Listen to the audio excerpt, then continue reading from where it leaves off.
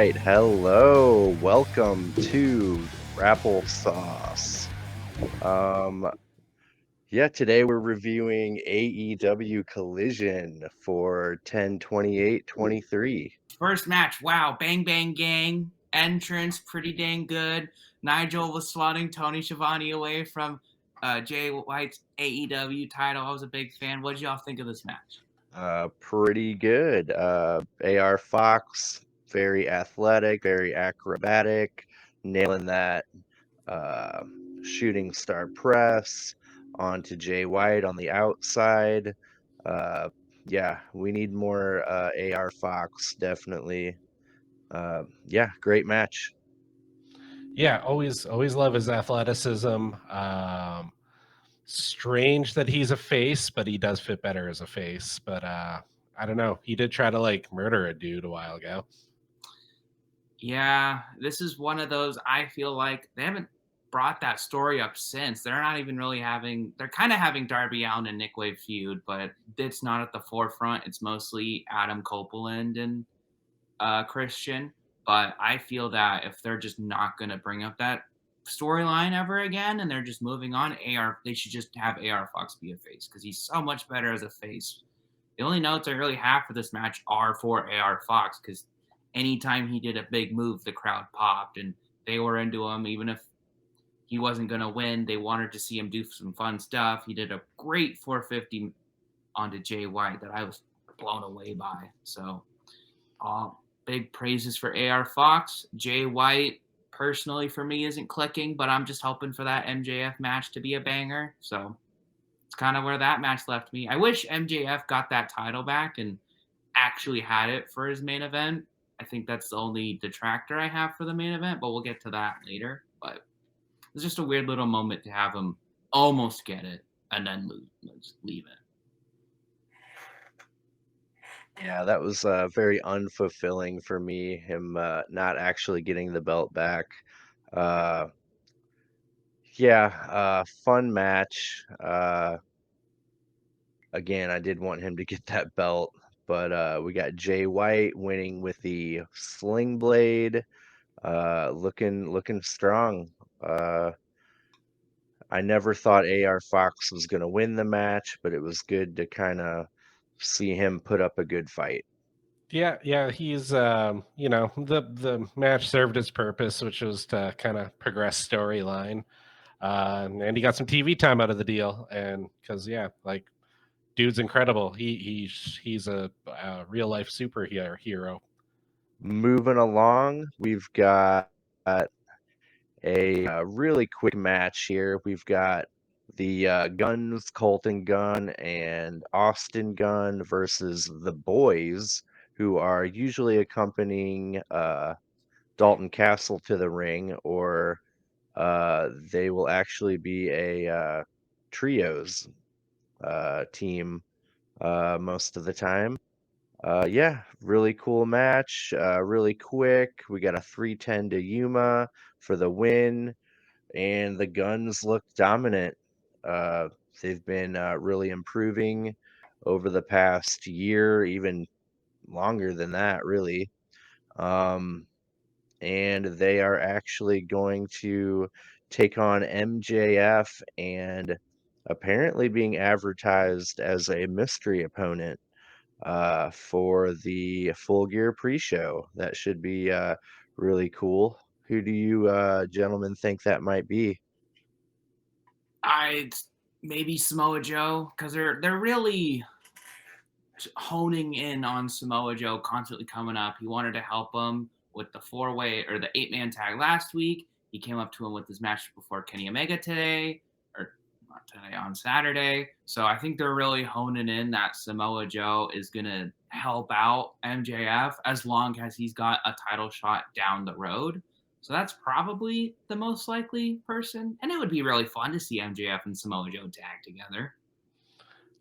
Oh yeah, no, that's that's definitely the crossover, the Marvel Universe crossover type of thing I'd love to see. Also, Kenny could be a possibility after the end of the main event, which I don't want to talk too much about yet. But there's definitely that whole shake my hand, respect earned kind of thing at the end. So Also kind of a dream tag too. Although I don't know. I feel like Kenny's just getting back into singles. Maybe we should keep him away from tag team stuff for a while. Yeah, I think it could also be, and I just thought of this because they did bring him back up and they mentioned MJF in the same segment. Max Caster of the Acclaimed, that's the one going after MJF, right? Yeah. They did bring him up. It was a little funny segment where he got catfished out of the month. There's like $200, and Billy Gunn made to go stand him in the corner. That was funny. That's whenever I come up with all these, like, oh, who's gonna team up with MGF? The Acclaimed is kind of the safe, like, that wouldn't be exciting, but it would make sense story wise. They're just the safe option. So I think Max Caster is also a name that could just be that. Kenny Omega, Samoa Joe, uh, all good candidates. I don't know. I kind of would like maybe a really big swerve. Uh, I don't know, a debut or someone out of left field. Uh, I don't know if you two are familiar with. I can't remember his name, something Holiday. He was in a faction with MJF in uh, MLW, and I think that would be kind of cool. He just became a free agent. I uh, I heard, and yeah, I think that'd be kind of cool. They were like tag champs and in a pretty cool faction in MLW for a while. Um, yeah, but hopefully it'll be Kenny or Samoa Joe. Hey, bringing in someone from MJF's past that I don't know, and I'm all for that. As long as it's a good match, I don't really care. Yeah, yeah, no, I mean, whatever they do, those guys are going to knock it out of the park. So, I'm just happy to be along for the ride. Could be Dolph Ziggler. They're teasing him a lot. Yeah. We get that really great video package hyping up Kenny Omega and MJF. Uh, I like the old footage that they threw in there. Uh, MJF from uh, early in his career.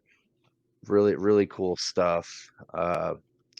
And like you were kind of bringing up earlier, Chandler, they really had a well-made, long video package made up, very well made on Rampage, hyping up the match too. And yeah, their production is really uh, improving. Kind of what you brought up uh, when we were off camera, Chad, that you noticed, right? Yeah, yeah, uh, the video packages themselves have just been fantastic. Like really well edited, good music, good pacing, shot beautifully. Feels more cinematic. I don't know if they have a new person working behind the scenes, but I feel like those have really been picking up steam. Yeah, I mentioned it before, but there's like a 7 minute or so version of this that they at least they had it on Twitter. I don't know where they showed it, but the essentially the only difference was it was the 3 minutes of Kenny Omega versus MJF, and then it was a snippet for about a minute and a half of Don Callis talking to MJF, which Dave you had mentioned was on Rampage, right? And then the other minute and a half was just Kenny or Jay White talking to Kenny Omega, and it was pretty like I think Kenny just said, "Oh, I've been cleaning up your messes for years, Jay White. Don't you think that I still don't have your number, even though Jay White has always beaten Kenny Omega? Like Kenny Omega's never beat Jay White, right? So Mhm.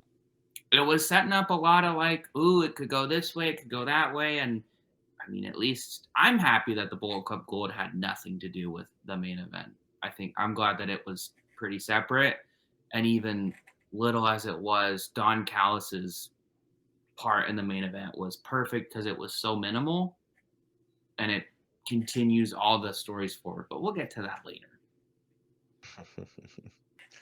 uh, Yeah, after that really great video package, we've got Lexi Nair backstage with Ryan Nemeth.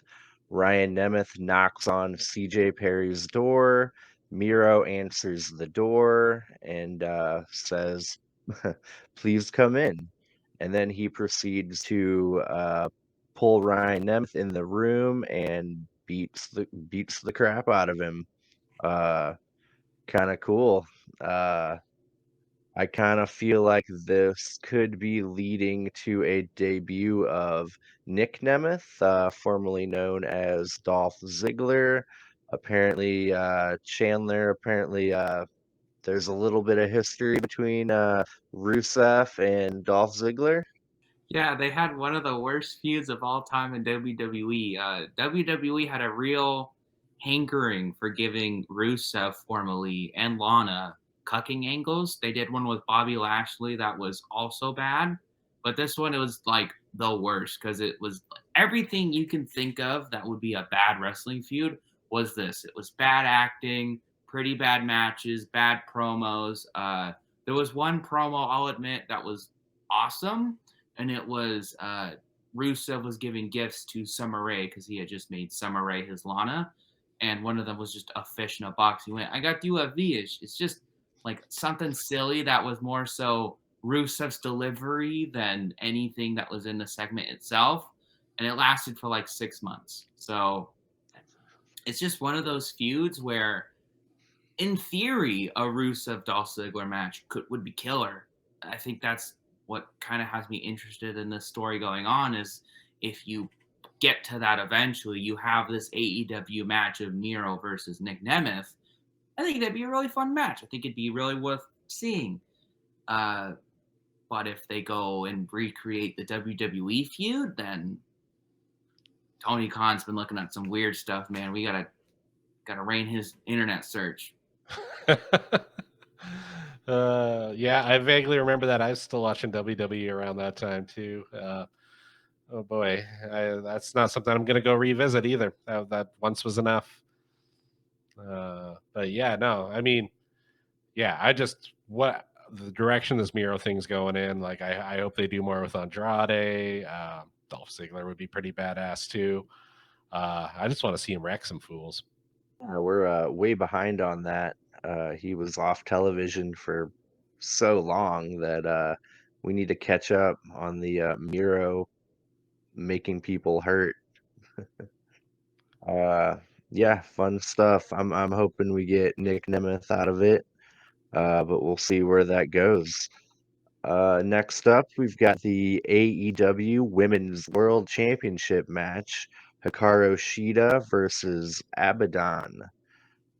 We've got Hikaru Shida dressed as Ada Wong from Resident Evil, and we've got Abaddon with really cool neon green hair, and she is cosplaying as Spawn. Really great look. Couple highlights that I wrote down about the match. We've got Abaddon trying to pull Sheeta under the ring, all horror movie style. Sheeta ends up getting away. We've got Abaddon in control through picture in picture. We've got Sheeta trying to ride a broom off the top rope to hit Abaddon, but she doesn't end up connecting. Abaddon at one point grabs a bat, but Sheeta gets the bat and chokes out Abaddon. Abaddon does a blockbuster onto Sheeta, onto a bunch of candy in the middle of the ring. The crowd was audibly disappointed that they weren't thumbtacks. Um, yeah, big shout out to Buff Bagwell for the blockbuster. That was totally his move back in the day. And Sheeta ends up nailing the katana to Abaddon while a giant pumpkin is on her head. And the crowd popped for that pretty hard. Sheeta gets the win. And Nigel McInnes mentions Halloween Havoc, which I thought was kind of cool. Uh, What do you think of the match, Chad? I liked the goofy wrestling stuff. It was fun. I don't think it necessarily needed to be a title match per se, but I don't know. It was fun. I liked all the plunder, the pumpkin. That was good. The katana on the pumpkin popped me for sure. How about you, Chandler? I had a great time with this match. I thought it was a lot of fun. I think my favorite part was the near fall with the kendo strike, like right smack on the head. Like the sound of that echoed throughout the arena. And then might be a name for the move, but Sheeta just nailed Abaddon with a knee to the head. I was like, oh, that's it. And then she kicked out, obviously to set up for the pumpkin katana, which was a great ending. And I just kind of wish it wasn't. I think if Sheeta wasn't the champion, I'd have no issues with this match. I would have just been, this was a great match. I'm glad we had it. Nothing wrong with matches like this. But the fact that this is just kind of how they're treating the women's champion is just, I wish it didn't happen. I wish they treated her a little bit better. Because could you imagine if it was MJF versus Kenny Omega in a match like that? Sure, they'd pull it off and it'd be amazing. But people would go, you need to take this match more seriously. This is a important world title match. And I wish the women's division had a little bit more of that care put into it. But other than that, I had a great time, and I'm looking forward to where this continues. Yeah, it was a little goofy. I think the make it or break it moment was pouring the candy out of the pumpkin pail. If it was something other than candy that could like really hurt, I think that would have really took it in a direction to make it feel more real and more Yeah, Brandon that it Cutler did had the D&D stakes. dice back in the day. That was actually kind of a good spot. I hear they do Even Legos they've now. they've done Legos before, and like that would hurt getting power bombed on Legos, but squishy taffy and Tootsie Rolls, nah, it Yeah. didn't do it. And the crowd, like, you could hear them like, "Ah," like, right when she dumped it out.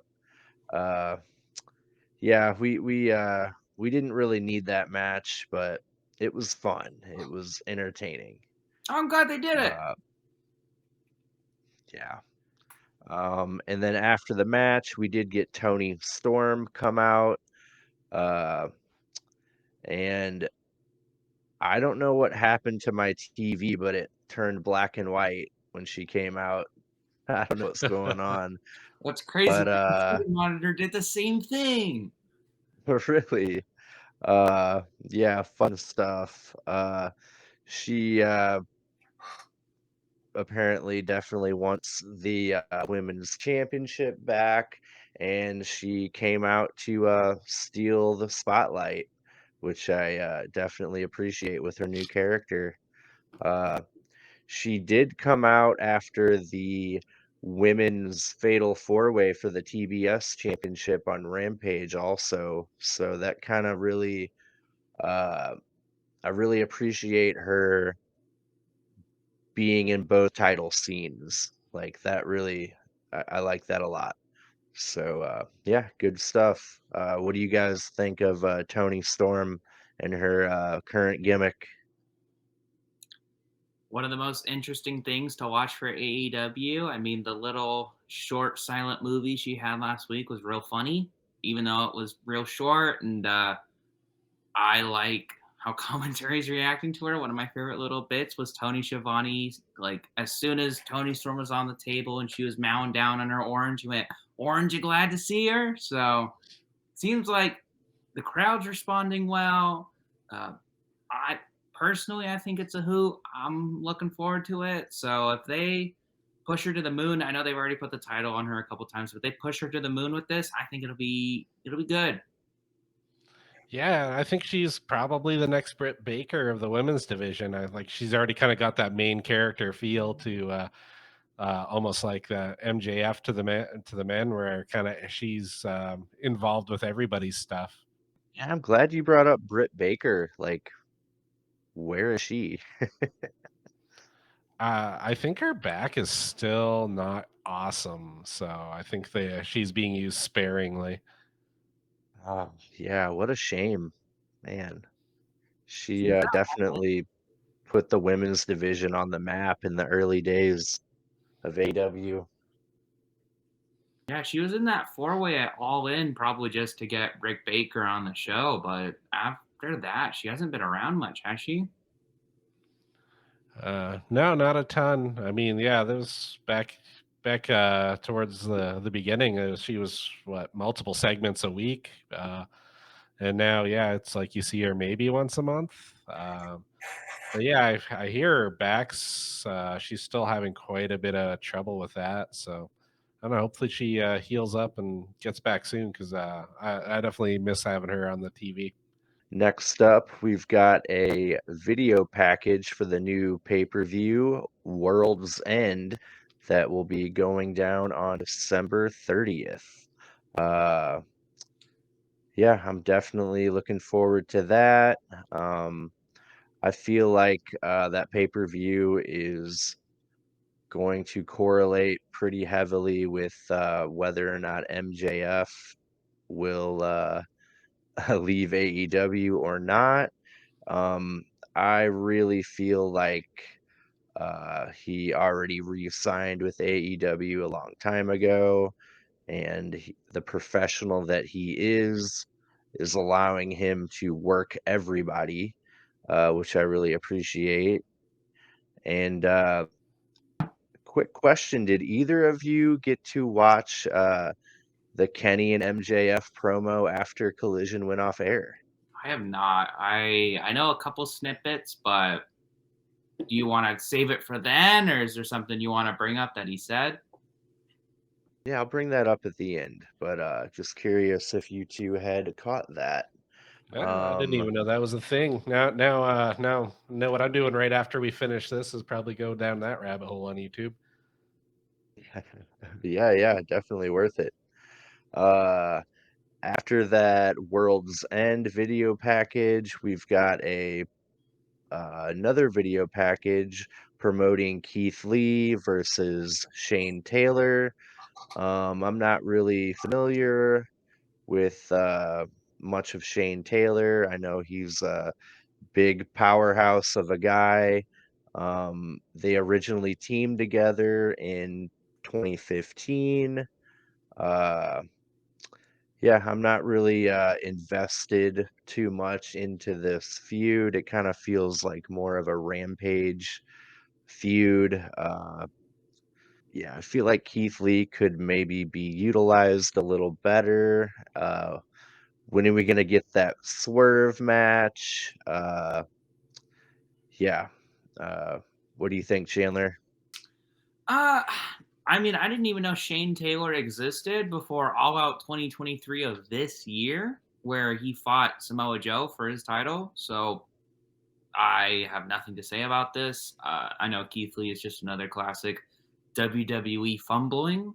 So I was excited for him to come to AEW because I just hoped he would do something. But aside from the tag team run, hasn't done much. So, I mean, I hope it's a good match. I hope it's on a show I watch. But if it's on Rampage or Ring of Honor, I'm not watching it because I just don't have time to watch those shows as well. But hope it's a good match. Hope I always want the best for all of these wrestlers. Not everyone can be world champ, but you want to just hope that they have a good time and they're getting their feuds in. They're able to do what they want to do. So, of course, I hope that they get whatever they want to get out of this.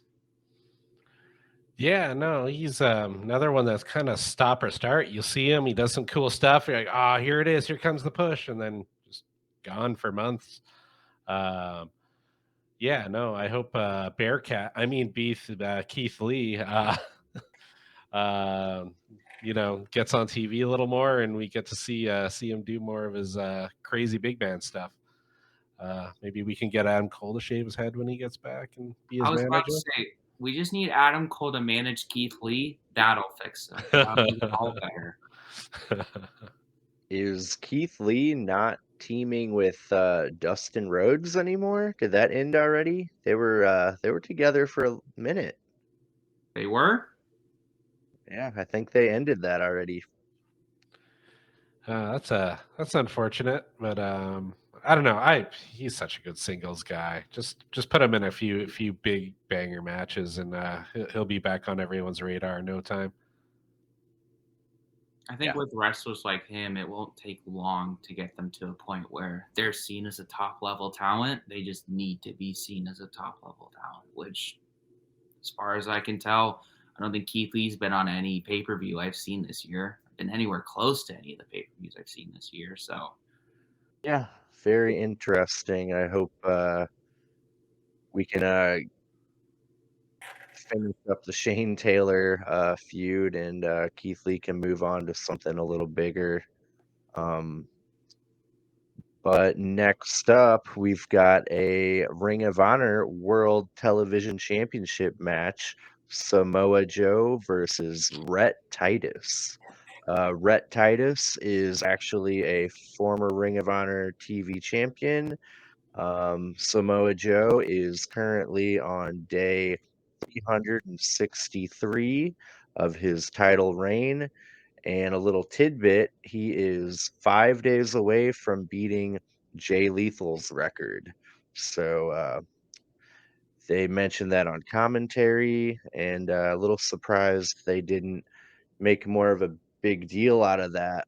But that would probably clash with the MJF Kenny Omega title reign feud that they're currently having. So I kind of get why they didn't do that.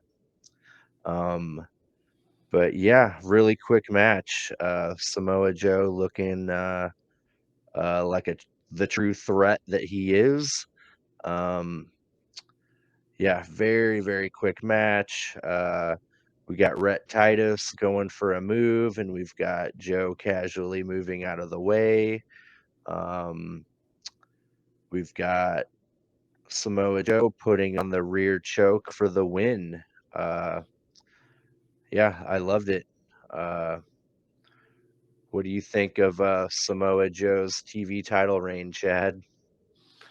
Oh, I mean, he's always one of my favorites. He's just does menacing and gravitas so well.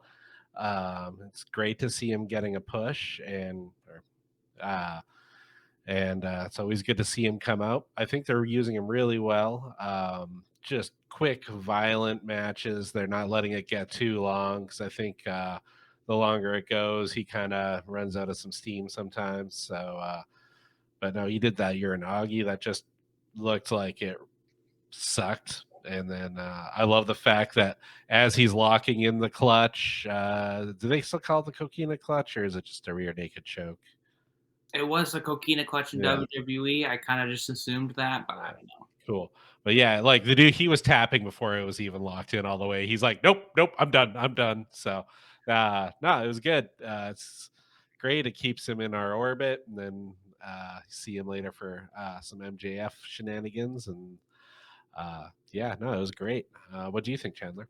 Oh, I love Samoa Joe. Samoa Joe is one of the guys where as soon as he got sent to WWE, it just like looking at him, I was like, oh, this guy's going to be huge. He's fantastic. He's a physical beast, but a technical wrestler. Like, okay, I'm all for this. So he wasn't really handled that well in WWE. Like, he had a few title matches here and there, but not the star that I think he could be. So it's nice watching him in AEW, and at least he's getting some respect.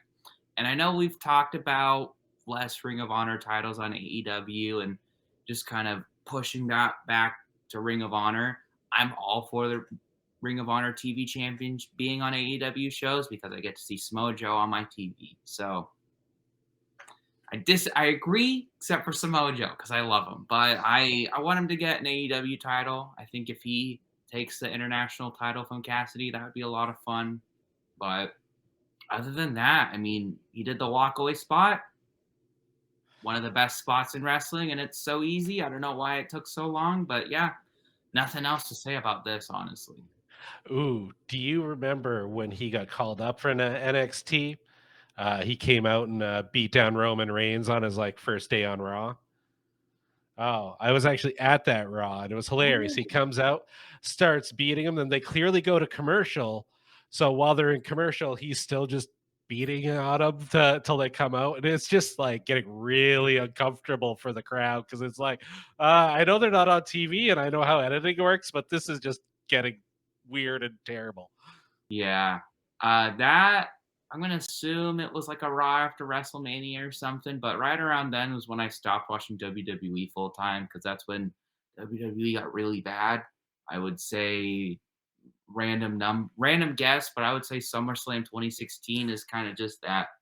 It starts going down, and not until the pandemic ends is when WWE picks back up. So I don't know. Do you miss the weird TV screen audience? better than nothing, but it wasn't that good. Yeah. Wasn't this your Uh, favorite segment of the night, Dave? You were really excited about this one. Next one. oh yeah. Renee Paquette with QTV. Um, I Yeah. don't care. No one cares. Please, no more QTV. Like, I'm done. I'm done with it. Uh, yeah. What do you think, Chandler? Renee Paquette is very talented and entertaining as a performer, and I wish she was on commentary. Other than that, that's all I gotta say. It was weird. I forgot that John Morrison was in AEW, so seeing him just kind of do poses was just weird. You know, he does fun stuff. He does good flips. Wouldn't you want to use him? Like, where's he been? And then QT had a AAA title, right? Did anyone know? And he says he's gonna Yeah, defend it on I knew. AEW TV against all of our great luchadors. Again, does anyone really care? No. No, not unless a lucha actually takes it off of him. Now, if your first match in, say Andrade, plucks it out of him, and now Andrade gets to carry it around, I don't know if he has any history with AAA. I'm just naming a name. Wouldn't that would be entertaining? But as of here we are now, I'm not that hyped for QT Marshall's AAA title run. Chandler, do you know what John Morrison is going by in AEW? Is it Johnny Elite? Close. Johnny TV. Oh, okay. Because wasn't he like Johnny Impact? And Yeah. so that's what I was guessing. But Johnny TV, I mean, that's a fine name, but it's also like John Q TV. Yep. I would have liked Johnny Dynamite. I think that would have worked. Ooh. Ooh. They need to hire you. But yeah, another pointless QTV segment. Uh, now you know how I feel. Uh, then we've got a quick Claudio Castagnoli segment. He reveals that Bryan Danielson has a broken orbital bone, and he warns Orange Cassidy about the match that they're going to have coming up, and he lets Orange Cassidy know that he is going to hurt him. Uh, yeah, looking really forward to that international title match. I think it'll be quite the banger. Yeah, the whole promo, it was beautifully shot. Claudio's promo, he was like understated and menacing, super intense. Yeah, he comes off as a major threat. I want to see him in OC. I really want to see him in Okada. We had some brief glimpses during the multi-man match, and yeah, no, they're doing him some favors. I think the future's great for him. Yeah, I thought he was straight up terrifying in this promo. I mean, having this man coming after you would scare anyone, but I'm stoked for the OC match this Wednesday on Dynamite. I think that'll be a lot of fun. Love the prospect of a Claudio Okada match. That's one of those where I don't care if I got to watch a New Japan show or I hope it's on AEW, but I'm going to see that match. It's going to be a good match. And just where was this guy in WWE? Like, I know they'd never present him as a killer like this, but if he could do it, why wouldn't you do it, guys? Wouldn't this be better? Like, just like everyone knows WWE fumbled a lot of bags. You could just make 2 pages worth of names that went to AEW that AEW is at least treating better. Claudio's got to be at the top of that list. Yeah, it's great to Um, say. And after that promo, wouldn't you want to kind of see him to tag with Joe? Just they had that both kind of just understated, badass, menacing vibe, and it almost be like Travolta and Samuel Jackson in Pulp Fiction. I don't know. That's just where my head would go, but maybe I'm just fantasy booking too much. Maybe you do another. How did MJF and Adam Cole start teaming again? It was like a random pool. Maybe you just do something like that. Yeah. Because I'm trying to come up with a storyline way of throwing them together. And I almost have to say, like, you have to kill the BCC to get Claudio away from them to tag with Samoa Joe. And I don't think anybody wants that. So you set up this little, like, oh, all these contenders from all over just randomly thrown in. One of them's going to get a match against the tag team championships. That would be pretty fun. Yeah, that would be cool. Actually, yeah, that is something they should bring back every year. That was I love those weird thrown together tags. It led to the biggest main event of all time. So, yeah. Yep. Yeah. Also, different promotion, but it also led to the bar. I loved the bar. That was such a good tag team for so long. Yeah. Again, Claudio with another big dude just beating the shit out of people. Like, that one worked for a long time. Yeah. Thank Mick Foley for that one, if I remember correctly. yeah. Looking forward. Claudio, Orange Cassidy. Should be a great match. After that, we've got Ricky Starks versus Dax Harwood in a singles match. Uh, really great mat wrestling. A lot of cool counters. Very old school vibe, uh, which you're definitely gonna get from Dax Harwood in any match he's in.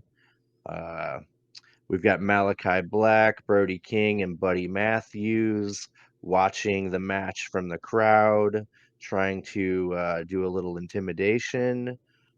We got Ricky doing his beautiful top rope uh, strut with a big elbow coming down on Dax.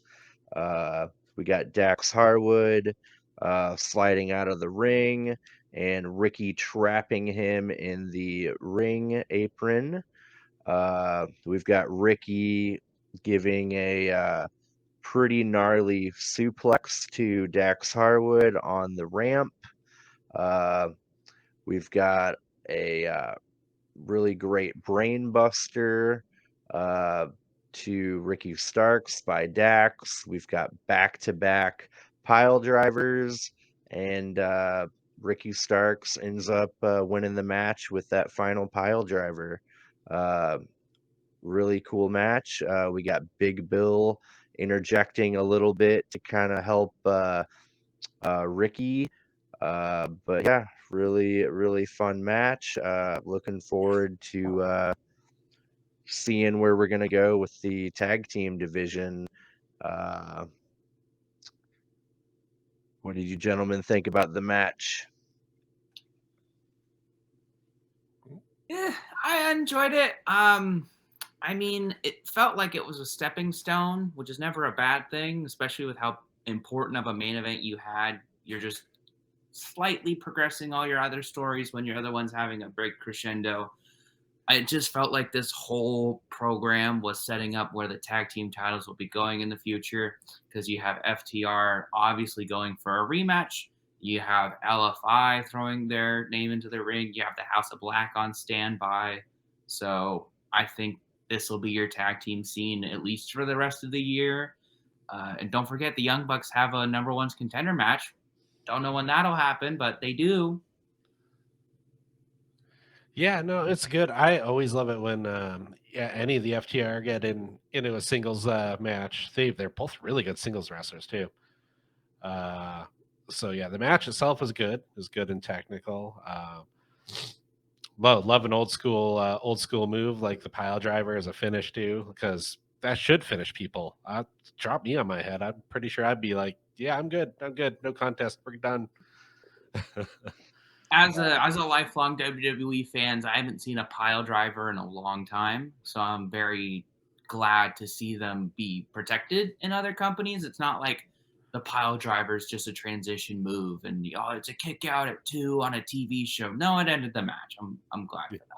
Yeah, that's a good book, and it's always kind of cool for people to just do something that's not necessarily their finisher, but clearly finish somebody. So, yeah, that was a fun detail I always like. What do you think, Dave? Yeah, the pile driver that Dax gave to Ricky looked a little more brutal. He got a little hop in it right before he landed. He got a little height. It was a good thing Big Bill pulled Ricky out of there, or pulled Dax out of there, because I think he probably would have won from that pile driver. The one Ricky did didn't look quite as devastating, but it was really good. I think JR would probably appreciate a good pile driver finishing a match. I think I've heard him talk about that before while commentating. Just some of those old school moves that used to be a finisher, uh, you know, and that would be normal. So yeah, great back and forth. Old school wrestling. After the match, we got the lights going out. Julia Hart appears on the ramp. Then we've got Malachi Black, Brody King, and Buddy Matthews in the ring. They attack FTR. LFI come out. Roosh, Preston Vance, Jose the assistant, and is it Drilistico? Is I that think I heard or that name on commentary. Yeah. Yeah. cool? Yeah, they show up. Uh, LFI and FTR stand tall in the ring, but what do you think, Chandler? Can they trust each other? So I don't know anything about LFI, unfortunately. I know of Roosh. I've never seen a match of any of them. They're just wrestlers that have escaped my gaze. But new people in the tag title scene, I'm all for it. I and this is gonna be controversial. I'm not the biggest fan of FTR so far, and I haven't seen a lot of their matches, but the ones I've seen have been good, just not these all timers that I've been expecting, I guess. So, as much as I say they deserve a rematch, I don't really want to see them win the titles back because they just had a title run. I want to see new people. Uh, I would like to see Ricky Starks and Big Bill have a nice run, or if they're just transitional champions, then have House of Black have a good run. I don't know. I, I just want to have good runs with these titles. As controversial as that may seem, but and I guess also I'm happy they put a title on Ricky, but he's so over right now, and it's much better as like Ricky as a single star, Big Bill as that huge monster that comes out and maybe gets power bombed through a table, but he was still there for the match. Like something like that, I feel would be better. And with all this Brian Danielson stuff we were doing over the last couple months and hyping up Ricky Starks as another main event player and giving him the tag team titles isn't a downgrade, but it's like a sidestep. It's not moving Ricky forward. It's just here's a consolation prize. Lateral. It's like Cody and Jey Uso winning the tag titles not too long ago. Sure, it was exciting and And fun, but yeah, it literally didn't do anything for them. And I hope it's better for Ricky and Bill. I hope they have an actual run with them. But as of right now, I'm waiting and seeing. yeah, uh, yeah. It'll be cool to find out where they go with all that. Um, Yeah, next up, we've got a Claudio Castagnoli match with a jobber called Hot Sauce Tracy Williams. Um, it was over in a matter of seconds, I think under a minute. Claudio just uppercuts him to death for the win. And yeah, real quick, Claudio had that intensity, uh, and hopefully Orange Cassidy heeded his warning because he's going to be up for a challenge. Yeah, I was kind of hoping for hot sauce, just because I love hot sauce. Not Yeah, necessarily the yeah. wrestler, just grapple sauce and You like the um, noun? yeah, yeah. Yeah, too bad we never overlapped, but uh, I used to bring hot sauce to work every week whenever or once a month. I used to get a subscription box. Oh, that's fun. Yeah, whenever we hired a new person, it was always like, so you like some hot sauce? That's fun. I think for Uh, me, it's almost as if this Danielson injury has kind of awakened something in Claudio. He doesn't have his Ring of Honor title anymore, and Danielson's injured. So now he's like, all right. And Moxley's still kind of injured, and I don't know where Yuta's at right now. So Claudio's like, I have to be the flag bearer for this combat club. And so that intensity that we saw in the promo, I felt like we got that with the squash match because immediately he's just battering this guy. And it's another match where he just ended it with an uppercut. And like, unlike the one on Dynamite where I was a little surprised that was the ending, like, oh shit, like that's it. It was a good ending, but that was it. He hit that poor guy so hard. I was like, yeah, dude, just stay down. Like, no point in getting back up. You're just gonna get hit harder. So stop! He's already dead. yeah. Yeah, yeah, I'm just glad to see Claudio on my television, really. I didn't know much about him in the WWE, but now that I do, I'm feeling really good about it. Uh, yeah, should be cool coming up, him and Orange Cassidy. Um, Then we've got a backstage segment with Samoa Joe asking MJF if he had a chance to give his offer any thought. Uh, Tells MJF if he finds himself in a bad situation, just scream Samoa Joe's name and he'll be his friend.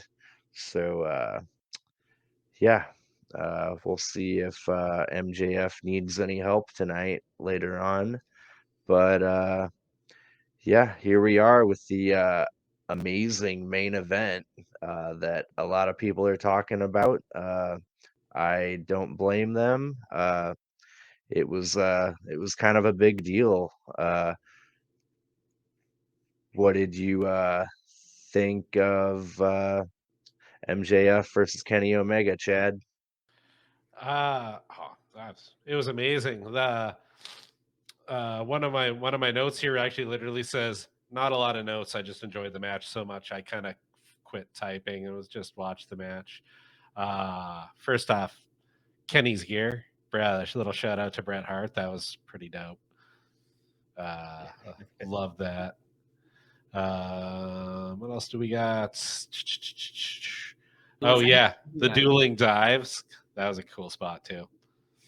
Lots of holy shit chants. Very well deserved. Yeah, what do you think, Chandler? What was your take on the match? Thought it was a stellar match. I think that I really liked how they did the commercial breaks through it. I thought that was really smart because commercial breaks can kill a match. Now I watch the Fight TV feed, so I don't have any commercial breaks. I can just tell because they say, "And we'll be right back," and then the match kind of dies for a few minutes, and then we're back, and that's when it's picking back up again. So that's about all I can tell. But it was like, guys, we'll be gone for 90 seconds. We'll have a timer. You can see it, so it's not going to be that bad. I really liked how they did that because this is a really Yeah. important main event. This is Kenny Omega trying to trying to keep his record intact, and MJF trying to make a name for himself. Like, all of that was awesome. Uh, Everything was so good about this match. I almost didn't care that it was such a light build. I only have one problem with this entire match, and it has nothing to do with the performances or it's literally just they didn't have the title. And I think because they didn't have the title, there was no way Kenny Omega was winning, in my opinion. Like, no chance in hell, because you're not going to have Kenny Omega pin MJF, stopping his reign, passing his, and you're not going to have Kenny Omega like celebrate with a title. Like, so that kind of like killed it for me in terms of like anticipation, because I was like, well, MJF isn't losing, but the match was still fantastic. Um, I mean, I don't know if you just want to get into the spots, but I thought one funny thing before the match even started, they panned to the crowd and there was a kid holding up an NXT championship. And I was like, don't you think they tell him to like put it down for the shot? But it was like really close up. I was like, oh, there's a Fed plant right there. Oh, that's But funny. I mean, I think an early on really good moment. This stupid sportsmanship thing that MJF does is so funny every single time. Freaking It stops the match and goes sportsmanship. And I loved the ref looking at Kenny Omega. He's like, "Oh, come on, just do it. Get this. He's on sportsmanship." Like just like a little puppy, like, "Come on, just do it." And then of course MJF was MJF. Just and then there was a little bit moving on a bit. They go through a lot of action, and then they both do a double kip up, and MJF nails it. And then Kenny Omega kind of stumbles, and he catches himself because he's still Kenny Omega. But they just shared this little moment where they looked at each other and they were like, "Oof, you failed it." And whether that either they planned that or they didn't was an amazing moment and just made this match an all timer. yeah, I think they planned that. They were trying to tell a story of Kenny Omega passing the torch, uh, which you guys will really appreciate. The after Collision went off the air with them two on the mic, nothing but respect. Uh, yeah, from the get go, the match had that big match feel. We've got JR on commentary for every Collision main event. That adds another level of importance to it. A lot of holy shit chants. Uh, Kenny Omega has been wrestling for 23 years, MJF for 8. That was a cool little bit of trivia we get from commentary.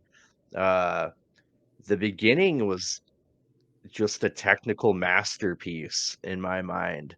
Uh, they're going back and forth until we finally get a little stalemate. The crowd loses their shit.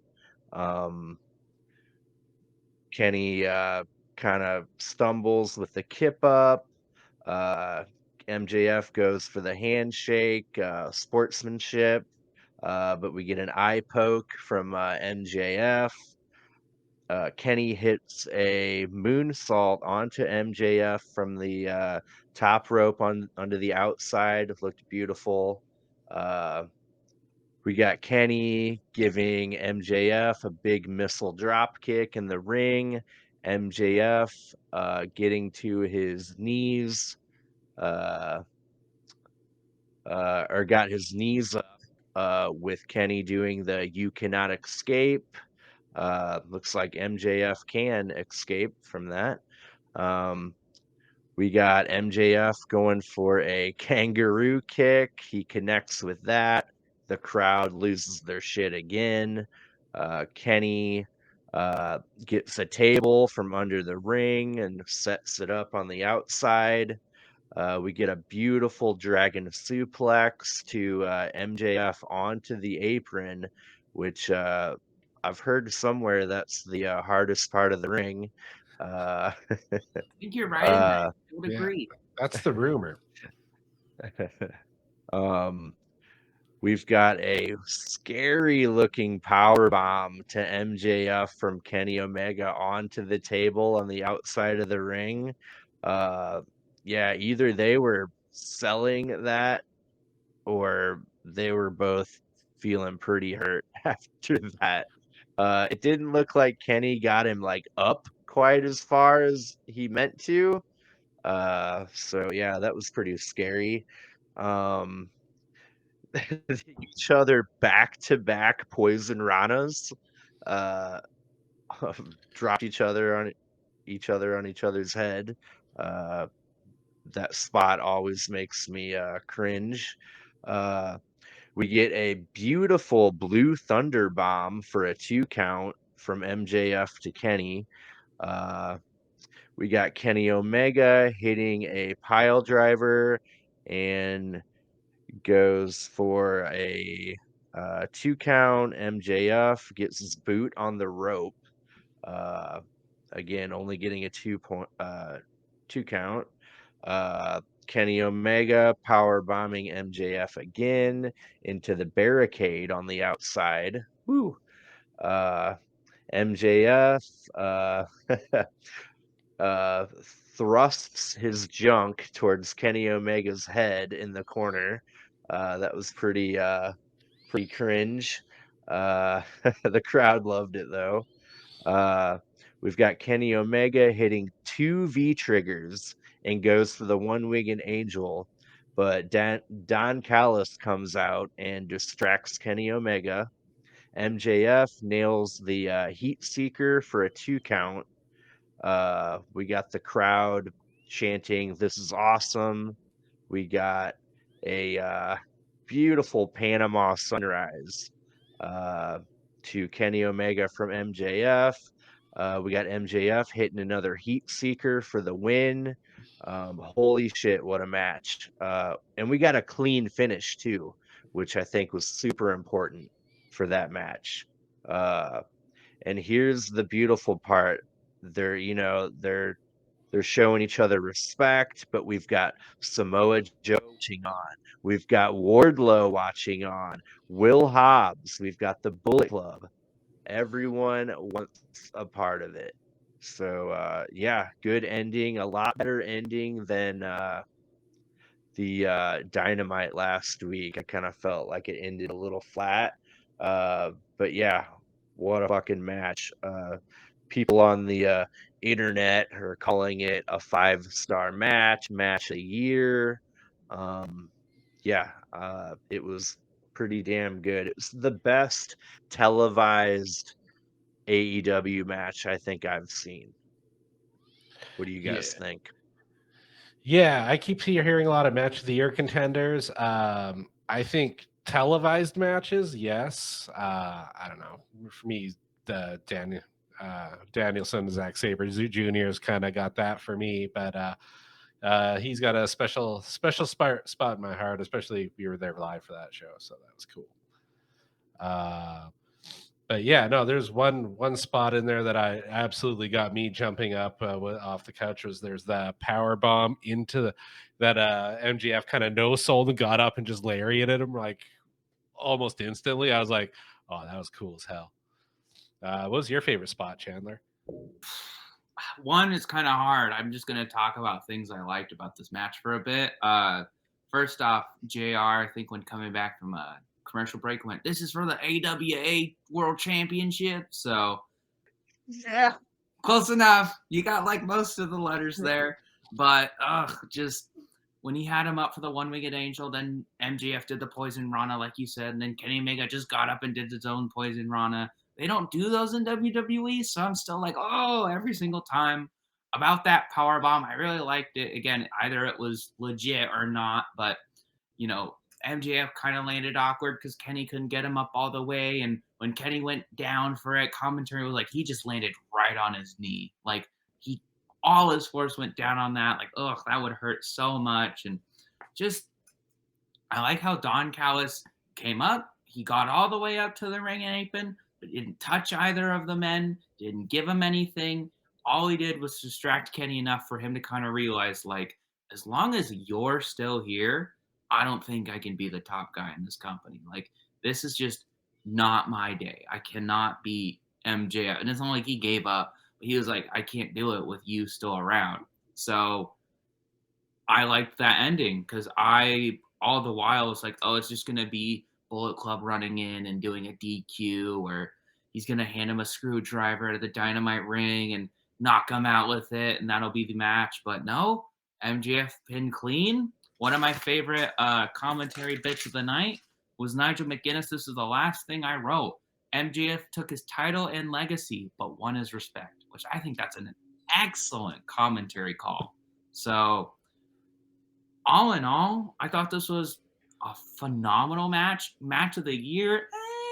Probably not. I think I loved Osprey and Omega at Forbidden Door. I loved the triple threat at WrestleMania more. I loved Swerve v Hangman more. So I still have a plenty of matches that I liked more. But if this was someone's match of the year, you're not wrong. This was a fucking fantastic match. All timer. Can't believe I picked this week to start watching AEW on television when they're just going to have bangers. And next week looks like it's going to be no different. So again, I've said it before. The one thing I have wrong with this match is that the title wasn't there. And I think how I fix it personally without changing any other storylines that much, you just have MJF succeed in getting the belt, and then at the end of the match, Bullet Club Gold just steal it back. Like, you still get a nice show of respect between MJF and Kenny Omega. You still get them having the title in this match. I feel like that would work better, but I don't know. They want to tell the story they're telling. Yeah. Did anybody else think that we might have gotten to see MJF kick out of the one-winged angel? Because he has been kicking out of a lot of shit lately. That's kind of, there's been some lore behind that. Only one person in New Japan, I think Okada, has ever kicked out of the one-winged angel. But it's like super protected. But I was like, kind of had myself convinced we were going to see that tonight. Yeah. Yeah, like I said, I was glad it was a clean finish. No shenanigans, no interference, no screwdriver or diamond ring.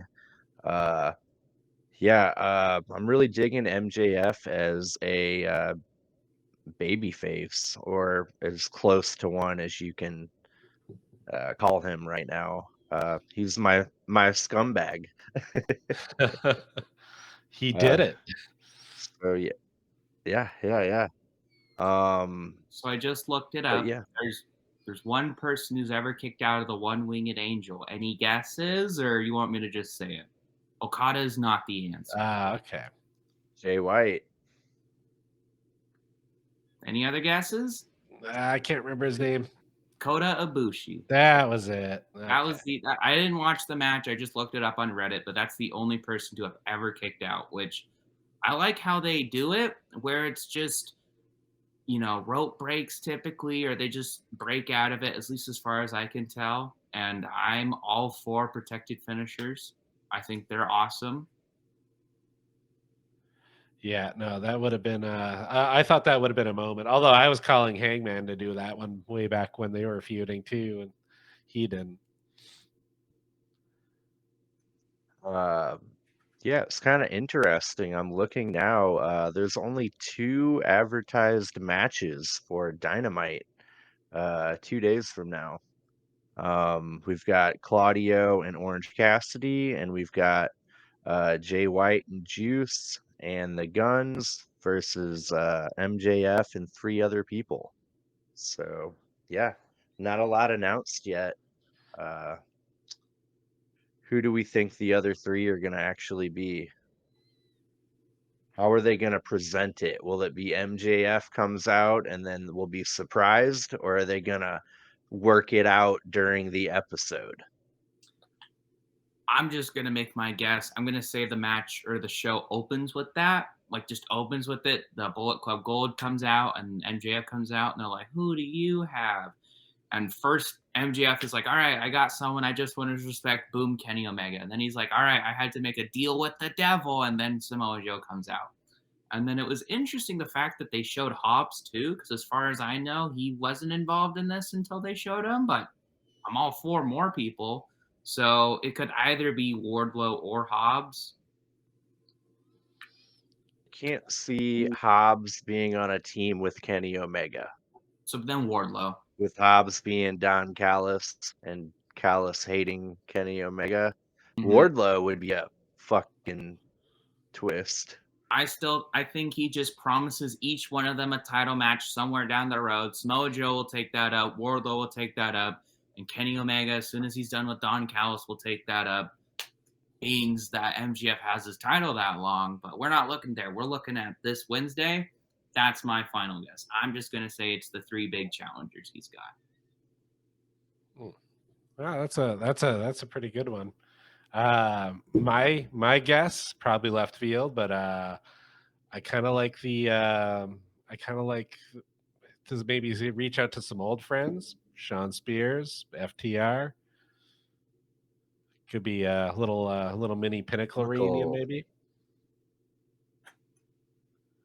And FTR doesn't have much going on. They just lost, so Yeah, could be fun. How about you, Dave?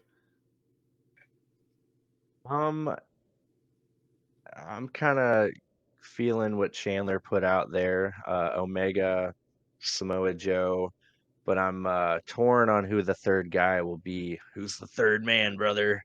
Uh, Dun dun dun. um, No, I because got we're one going to more say in me, this is his brother. final match. but yeah, Omega, Samoa Joe sound great.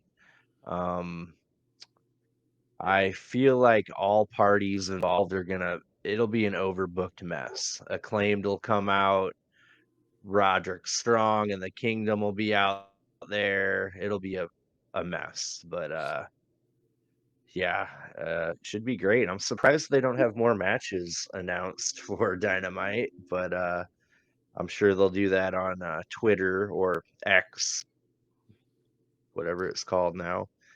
Uh, As long as but MJF yeah. walks out of that with the title, don't really care. I don't Yeah, care who his three people are. I don't care if people get involved. As long as he walks out of that match with his title back and we're done with it, I don't really care. here. Yeah, overall, great episode of Collision. I've watched every episode of Collision so far. You don't need CM Punk anywhere near it for it to be good. Uh, we don't need him in the company. He better not be the guy under the devil mask. I'll be pretty mad. Uh, but yeah, really great episode. I'm looking forward to Dynamite, and really, truthfully, I really am looking forward to doing this podcast. Uh, this is something cool to look forward to at least twice a week now. Mm-hmm. Yeah. Uh, so yeah, I know you two are having a lot of fun. Uh, it's good to be able to talk to people that kind of know a little bit about what we're reviewing, and yeah, I really like our three-man booth right now. I think that'll be the way to go. And we could have uh, you know, g- guests on, people that we know in our regular lives. I know we all have uh, buddy that we went to a couple wrestling events. Our good buddy Matt, I'd like to get on here. I know Chad, you work with a guy who is pretty into what we're doing. You'd like to get him on, right? Oh yeah. He'd be a hoot. Yeah, I just wanted to reiterate what Dave was saying. I'm having a blast. I have people who like wrestling, but they don't watch typically. I mean, up until last week, I wasn't watching weekly, but now I am, and it's great to talk to people about this. Again, I've been a lifelong WWE fan. I've been coming around to AEW, but I think I'm already becoming a big AEW fan. There's so many incredibly talented wrestlers on their roster, and they're doing these crazy matches on weekly TV. It's just insane. So being able to talk with that with you guys, I'm already looking forward to more. Are we gonna do like separate episodes for the pay-per-views? So like when Full Gear comes out, we'll review the Collision and then the Full Gear. Is that what we're thinking? I kind of would want to do separate if we could work Oh it out yeah. of our schedule. Uh, then they're not like a fucking 4-hour long. Yeah, that 2 hours was a pretty good one last week. Just I was like, "Woo, boy, wow, we can get going." I think if we didn't have recording issues, we probably would have gotten to 2 hours again this week because Oh we were yeah. talking for a while. We talked for a while about that main event. So, but again, I'm having a blast. I'm looking forward to more, and I think we're only going to do better. Yep. Yeah, Oh yeah. no, this is a yeah, very good start and hopefully a sign of good things to come. Yeah. Thank you all for tuning in. Don't forget to like, subscribe, comment, all that good stuff. Ring the It'll really bell. go along. Ring that bell, ding, ding, ding. It'll really go a long way in helping us get our message out there. But yeah, we love pro wrestling, and we're gonna keep giving you pro wrestling content. Thank you very much, and have a good night. Bye bye. Peace.